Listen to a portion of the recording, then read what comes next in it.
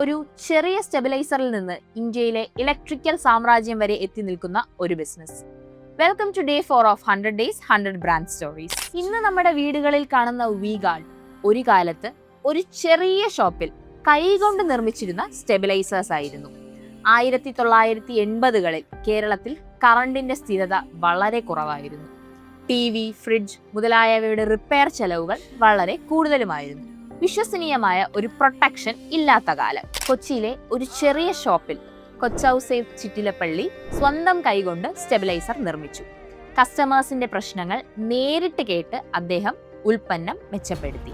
ആദ്യ നാളുകളിൽ അദ്ദേഹം പരസ്യം കൊടുത്തിരുന്നില്ല. പകരം തന്റെ കൂടെയുള്ള ഇലക്ട്രീഷ്യന്മാരെ കൂട്ടാളികളാക്കി വീട്ടിൽ സുരക്ഷ വേണമെങ്കിൽ വി-ഗാർഡ് എന്ന വിശ്വാസം എല്ലാവരിലേക്കും പടർന്നു. വെറും ഒരു സ്റ്റെബിലൈസറിൽ തുടങ്ങി ഇന്ന് വയർ, ഫാൻ, ഗീസർ, പമ്പ്, എന്തിന് സോളാർ വരെ വി-ഗാർഡ് നിർമ്മിക്കുന്നു. വലിയ ബ്രാൻഡുകളുമായുള്ള മത്സര സമ്മർദ്ദം, ഡിസ്ട്രിബ്യൂഷനിലെ വെല്ലുവിളികൾ എന്നിവയെല്ലാം മറികടന്ന് ഒരു പാൻ ഇന്ത്യൻ ബ്രാൻഡായി വി-ഗാർഡ് വളർന്നു. ഈ വളർച്ചയിൽ നിന്ന് വി-ഗാർഡ് നമ്മളെ പഠിപ്പിക്കുന്ന ഒരു പാഠമുണ്ട്.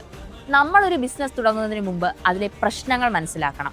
പ്രശ്നങ്ങൾ മനസ്സിലാക്കുന്ന ബിസിനസ്സുകളാണ് വളരെ ശക്തമായ ഒരു ബ്രാൻഡ് ഉണ്ടാക്കുന്നത്. ഇതുപോലുള്ള ബിസിനസ് സ്റ്റോറീസിനായി ബ്രീത്ത് ഇന്നോവേഷൻസ് ഫോളോ ചെയ്യുക.